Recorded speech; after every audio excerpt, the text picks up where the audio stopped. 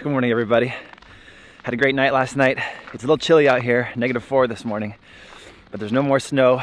The sky is clear.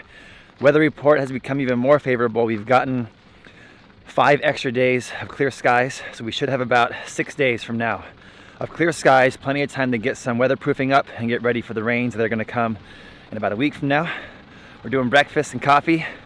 We gotta get busy today, putting in the carport and building the outdoor cooking station and campfire. Let's go.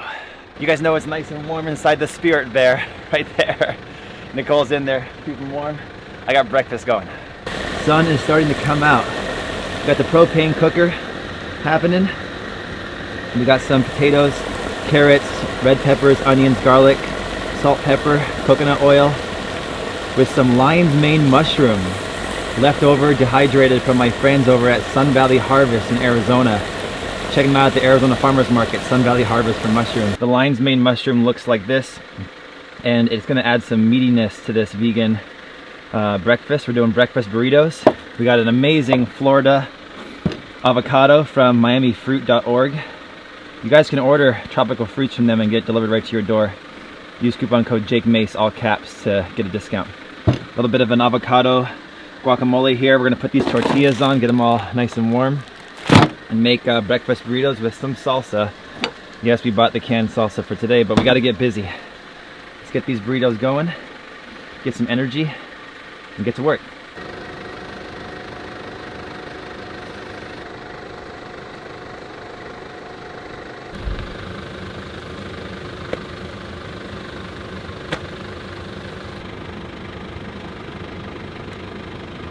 Good morning. Good morning. Breakfast time.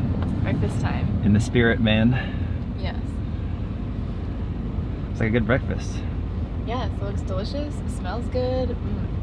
How's that French press coffee working out for you? It's wonderful. I really like it a lot. It's really good. It's really fancy. Every time I use it, I feel very fancy. And then I'm like, wait, I'm not that fancy because I'm living in a van right now. Hashtag van life. A lot of people would say that you are pretty fancy. Yeah. Living out here in the van. Hashtag van life. I think that was like so 5 years ago. I need to stop doing that. Yeah.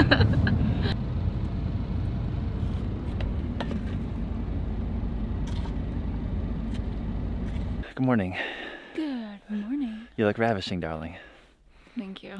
This is a really big day today because we're gonna officially go in there and clear some space on the prop. Yeah, we're breaking ground. Is that what they call it? Yeah. Breaking ground today? We're clearing ground. Clearing ground today. Breaking ground, I think, will be when we actually like dig something and plant a tree, or dig something for a fire pit, or like we break the ground. We're doing the fire pit today. Yeah, so we'll break ground later. Yeah. Ooh, Yeah. I was right. So behind us, this is an old logging road, and now it's grown up with alders and other shrubbery, and we have to clear all this out of the way and make this basically a driveway. Yep.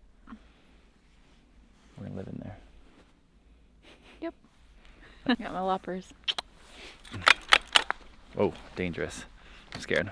Because this whole area was cleared like 40 years ago, and all these trees have grown up in the last half century. So everything's overgrown. The road is still there. There's like a creek that runs next to the public road, 2 roads, the old logging road and the public road.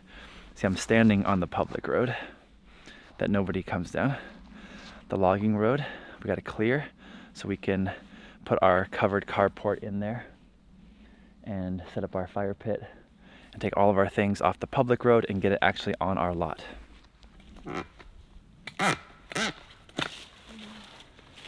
You did the first one. You're so cute. We're one down, a lot more to go. Yeah.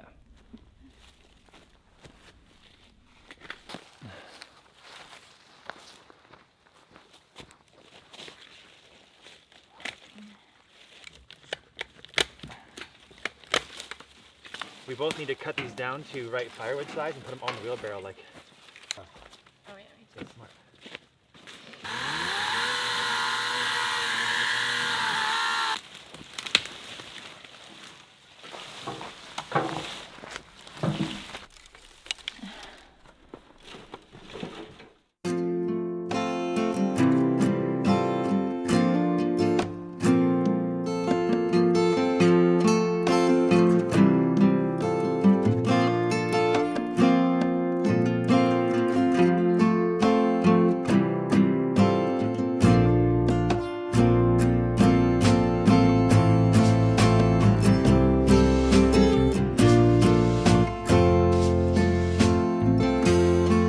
All right, we got 2 chainsaws, and I was curious to do a comparison.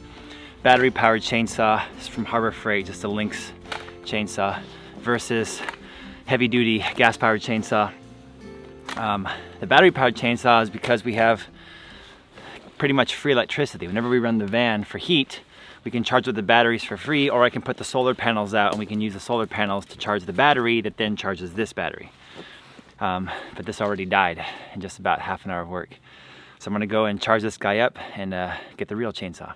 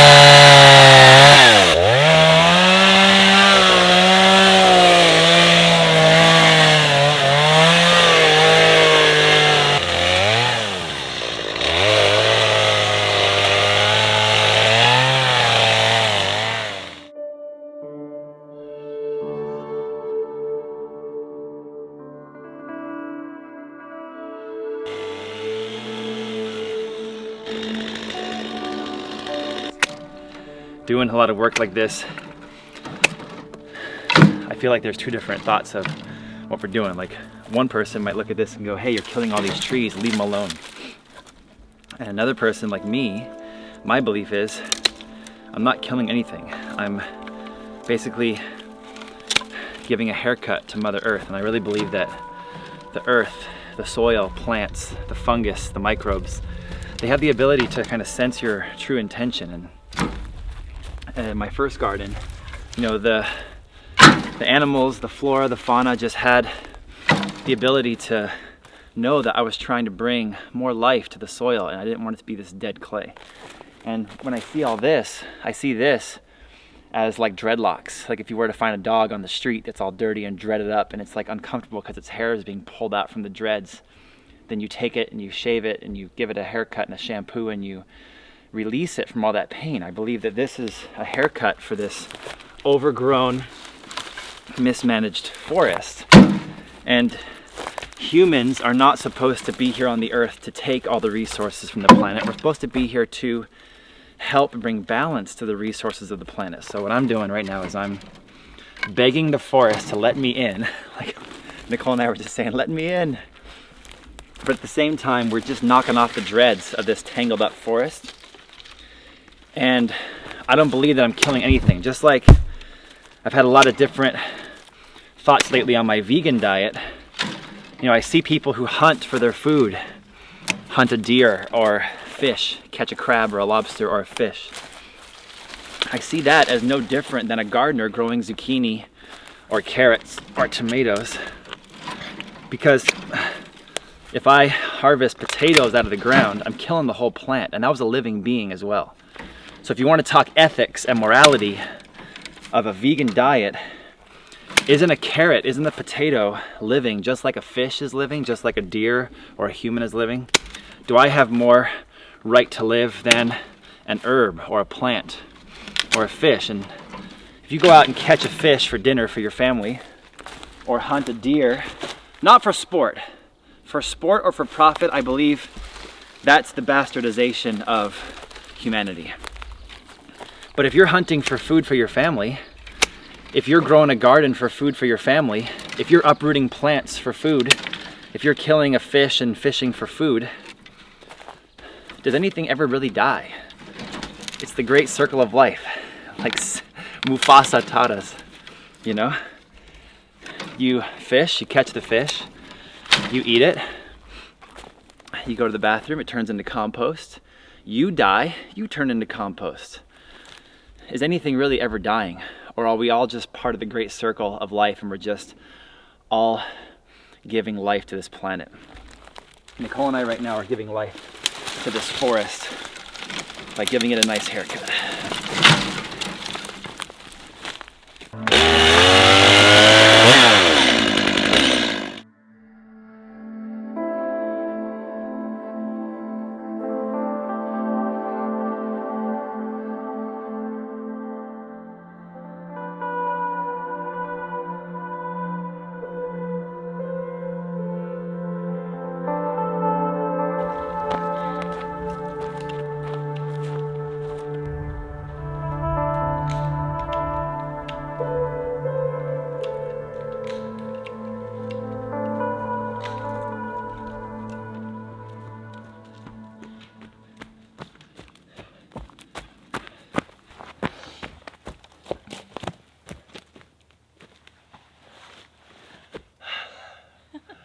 We did.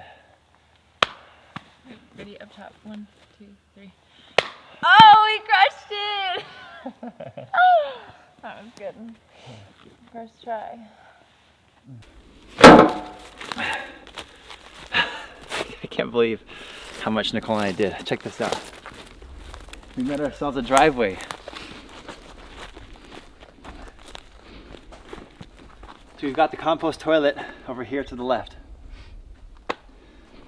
I showed that to you guys 2 days ago. And we're kind of keeping it in the bushy, brushy area so that it's more private.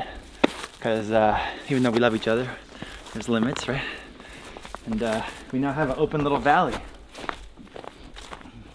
But we're not gonna live here long term, just short term. We're gonna put up a sheet metal, waterproof garage, carport. It's 30 feet long. It's gonna go all the way to about here and stop about here so that the van and our belongings can go underneath the carport safely from rain coming up. And we figured out that the van will probably pull in, and the back half of the van will be underneath the carport, the front half will be out. That way we have most of the room in the carport for storage. And over here, it's like a little nook that was already here. And we figured that this would be just a really great spot for an outdoor fire pit and cooking area. We can clean it up a little bit and sit on these stumps and kind of trim it up so nothing catches on fire. Everything is so wet anyways. There's like 0% chance of fire risk right now anyways. And we're gonna make a nice little fire pit, what they call a little keyhole slit over to the side. That'll be full of coals for doing some grilling. And we can have this be our refuge from the cold without using the car so much. God knows we have enough wood to burn. And we have so many rocks. Look at all this. The forest, the loggers back in the day already had built this road up. So they already had all these boulders here so we can use all these guys to build the fire pit. Really excited. We're both starving. We gotta go do lunch and we're gonna come back and build this fire pit and get the car in here. And I mean, I am very touched. I'm very happy to be off the road and in the actual Blackfish Hollow. And Nicole is my best friend and the best worker I've ever seen in my entire life. So, what do you think? How's that plan? I think the plan sounds great. I'm really excited that the sun pokes through right here. Yeah. In our spot that we're at right now on the road, the sun doesn't hit it at all. So it's really cold. So while we were working through here and opening up or taking some of the plants away and stuff, and the sun was opening up and coming through, like, it was perfect. It was warming me. So it's great. I'm excited. Lunchtime. Either way.